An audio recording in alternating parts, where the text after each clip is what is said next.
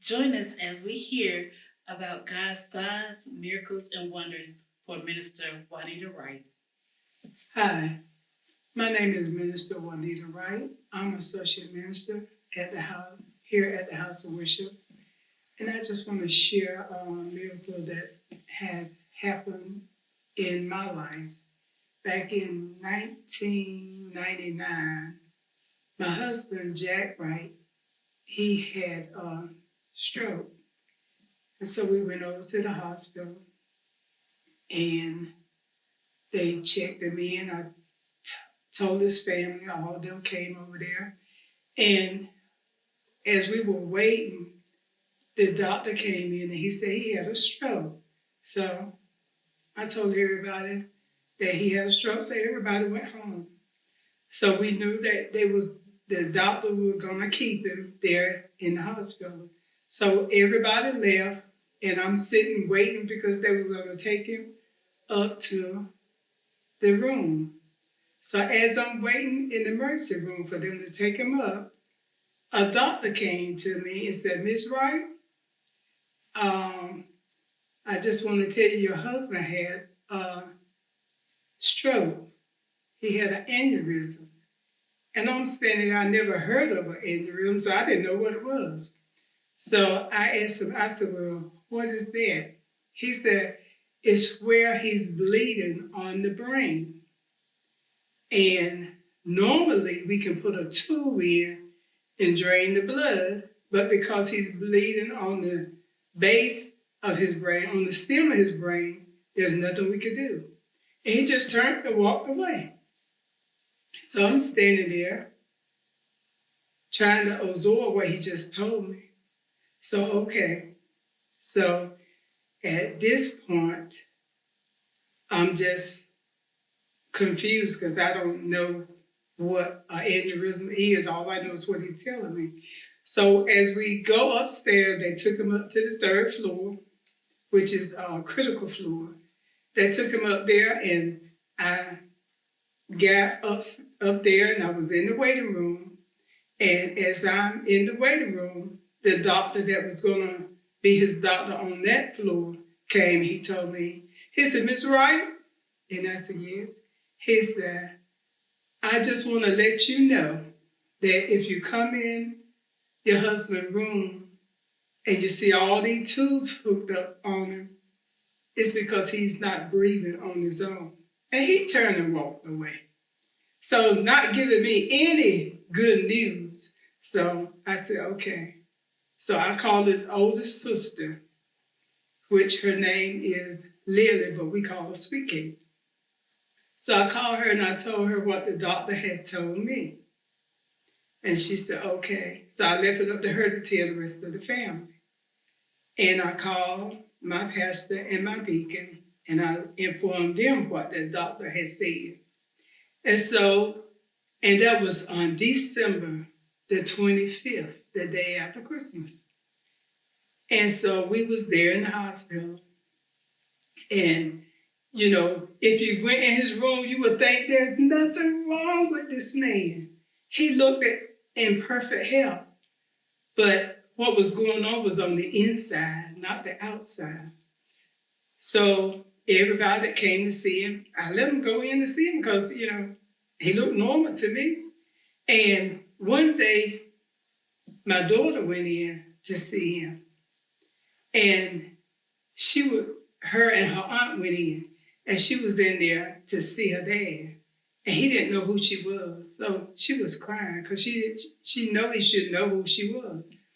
So his aunt, her aunt, which is Sweet Cake, I thank God for her. She let Annette know. She said, "Annette, you know your daddy know who you is." And she, got her to smile and stuff. So I thank the Lord for everybody that was in my life and in our circle at that time. And so as time went on, one night I wasn't sure of what was going on or what was going to happen. I needed that assurance. And that night I just cried and talked to the Lord and stuff. And this thought came to me. If Paul Lemon come, he'll be all right. That thought came to me out of nowhere. Because at that time, Paul Lemon hadn't been a part of our church in over 10 plus years. And every day, the doctor would tell me, everything is the same. So one day I came in, I went, because I would go home and during the day and I would come back. So I came back that day and he was in a room that a nurse was at the outside of his door. And I came in and me and Troy, and he told Troy, he said, give me my keys down here on the floor. He was in the bed. And Troy, Lord, he said, my dad, I don't see him. He said, I just dropped them down there. He said, I don't see him. I said, Jack, I got your keys. And he said, okay. But he was like thinking things that wasn't true. He would have a hallucination. So I asked the nurse, I said, is there anything that y'all giving him to make him hallucinate and stuff? He said, no, we just monitoring him. I said, okay. So another day I came in and he said, the doctor wanted to speak to me. I said, okay. So the doctor came and he said, Miss Wright, he said, I got some good news and I got some bad news. And he said, which one you want to hear first? I said, well, give me the good news. He said, the bleeding has stopped, because at that time he was bleeding on the brain. That's the reason that they was monitoring him. And he said, the bleeding has stopped. And I said, okay. He said, the bad news is, we don't know where it's gone. I said, okay. I knew where it had gone, the Lord, And I said, okay. So, but let me back up. When I told his sister about what was going on, she came up there, her pastor, and she pinned a prayer cloth in his gown under his heart. And she said, boo-boo, because that's what they call him. She said, boo-boo, I don't care what you do, don't take this off. He said, okay. She said, don't take it off. You take it back, whatever. You put it back on. He said, okay. So, prayer changed things. Whether we believe it or not, prayer changed things. And God is concerned about what we are concerned about. He hurts when we hurt. So let me fast forward back to, the doctor said he didn't know where the blood has gone, that had dried up. But God still worked miracles. That was a miracle within itself. But as time goes on, like I said, I was crying that night and not knowing what was going to happen. Well, they finally took him a step down from critical to, it was non-critical, but he was still in a non-critical state. And so they took him down to step down from up to third floor, the second floor. So we were sitting there, me and Troy, one evening, probably after 5. And we were sitting there, and I heard a knock on the door. And I said, come in, and I kid you not. Paulina walked in that door. And when she walked in, I just grabbed her and hugged her, and I cried. I sure enough cried. And I think she cried too, but I just cried because I knew that was my answer. I knew, I don't care what the doctor said, I knew he was going to be all right. I knew beyond the shadow of a doubt that he was going to be all right. The Lord knew I needed that. And he sent Paulina to that hospital that day. And there was another girl with her. I hugged her, but I really hugged Paulina. And that day, it was like, it was like sunshine on the cloudy day that I had. But anyway, after that, on January the 6th, I do believe, they sent Jack home. His blood pressure was 180 over 100 and something. But they sent him home. And I have a nurse friend that worked it up there. And she told me, she said, Juanita, she said, according to medical science, your husband was not supposed to live. He was not supposed to walk out of that hospital. But I tell you, God still worked miracles. That was a miracle within itself. He walked out of that hospital. They pushed him out, but he got out of that chair and walked and got in the car. At that time, he wasn't saved. And 2.5 years after he had that stroke, he passed away. But within that 2.5 years, God saved him. He saved him. And I can't explain what God did in our lives. And, we was in the hospital during Christmas. We was in the hospital during New Year's. But God brought him out. And God still worked miracles. I know that was a miracle. And later on, I got a chance to talk to Paulina.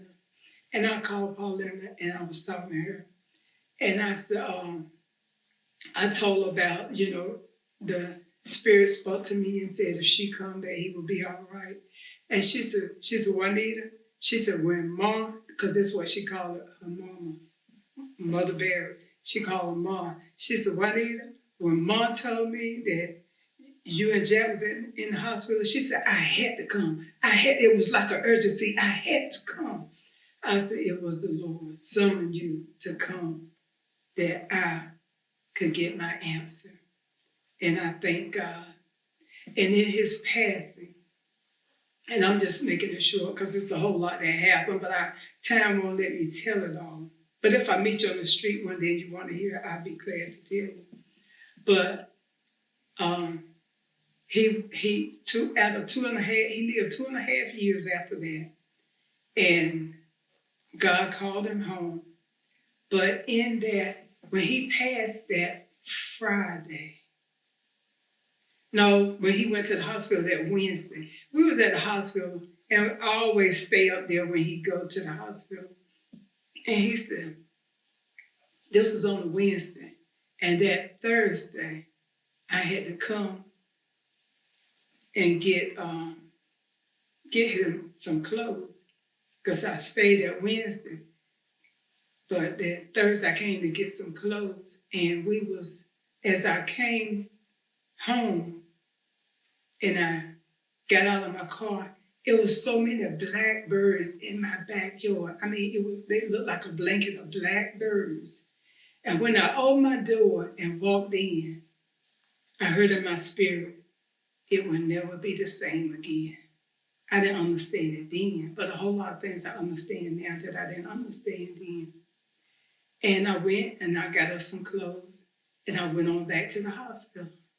And we always would have prayer at night. And that Thursday, he was calling everybody that he could think of. He was calling them and telling them that I'm in the hospital, and but I'm going home. I'm going home. And he called everybody, and that he was saying that I'm going home Friday. And I said, Jay, the doctor told you you're going home. He said, I'm going home Friday. I said, the doctor didn't tell you that. He said, I'm going home Friday, Juanita. I didn't understand then. And he said, I'm going home Friday. So that Friday when I got up, and I had to go to work. So I got up and I got myself together. And when I was getting ready to go out the door, when I touched the door, it was like I looked back at him, and something within me was saying, stay. But the physical part of me said, go, because you need the money. But when I looked back at it, I said, in my spirit, I didn't want to leave. And all that Friday, I was just so uncomfortable. So, and it was over there with him and the baby. So he told her He said, go on and take the baby out and get you something to eat because you done been up here all day. So she called me, she said, Mom, Dad said, go get his pipes to his sleep apnea machine because he was on the bed. And so at that time, the place over by the hospital was where I could get the pipes from. But when I got there, they had moved across the river. So I didn't get them because I knew by the time I get over there, they would be closed because it was 4:30 at that time. So I called at the hospital and at his room, and I was going to tell him, and somebody answered the phone, and they said, I'll call you back. Still, I didn't pay no attention to it. So I went on, got us something to eat, and went on back over there, going over there. And when I walked in the room, the chaplain met me. And he said, Miss Wright, could I speak to you? So they took me in that side room. And he said, is anybody with you? I said, my children is coming up here. And he said, well, your husband, his heart stopped. And they're working on him. We're trying to get him, get it back. And by that time, Annette and Troy walked by the door and they saw me, so they came on in. And when they came in, they was looking at me like, and before I could tell them, or that doctor could tell them what was going on, the doctor that was working on him came in, and he was looking at me, and he was saying, I said, well, these my children, whatever you got to say, you can say it for them. He said, well, Ms. Wright, we're sorry we lost them. And at that point, I don't know where they went, and it was like unreal. And someone that was there called his sister and everything. So in that day, and when we did get ourselves together and we went in his room after they had, did what they had to do, he looked just like he was laying there asleep. The pastor came, the deacon came, and different ones came, his sisters and brothers and stuff. And they didn't tell his mom that he had passed or he had died. But that day, they said she was just crying for no reason. She was just crying. And from my knowledge, they never told her that he had passed because he was her baby. And they said it probably would kill her if they had told her, but they didn't tell her. And that night that I was unsure of where Jack went, I wasn't sure if he had went to heaven or where. I was just unsure again. And his niece had gave me a tape. And I started listening to it earlier, but I cut it off. It was still mute. I just heard the first of the music, no words or anything. So I'm sitting, I was laying there after everybody had left and everything had got quiet. And I was laying there and I was thinking about Jack, thinking that, my life would never be the same again, when this, that, and the other. And I was laying there and I was wondering, did he make it? Where is he? And I meshed that tape. And this lady came on, Shirley Murdoch. I never forget that song. And it came on and she said, don't cry for me. I have gone to a better place. Try not to cry for me. I have seen the Savior face. Remember my smile and the things that we did, how you were so there for me, and I love you. Celebrate the years, celebrate the tears, celebrate our family, and wipe each other's tears. When I heard that, I had to stop. I had to stop the tape, and I would start crying all over again. I started running through the house. I said, I got a message from Jack. I got a message from Jack. And I let everybody hear that song because it was a message to me. The Lord would let me know through this song, out of all the songs I could have, any song could have came up, but he knew that I needed that assurance again. And that was a miracle. He let me know that he made it, he's all right. And I tell you today, if you haven't given the Lord your life, give him your life today. You don't have anything to lose. And he will be there. He will let you know all that you need to know to please him. You know, I'm not a perfect Christian. I don't claim to be, but I try to live a life that's pleasing to the Lord. And he answered my prayer. He had worked so many miracles in my life. I can't tell them all. I just want to share this one with you. God will come to your rescue. When you need it, he will always be there. Miracles still happen. Amen.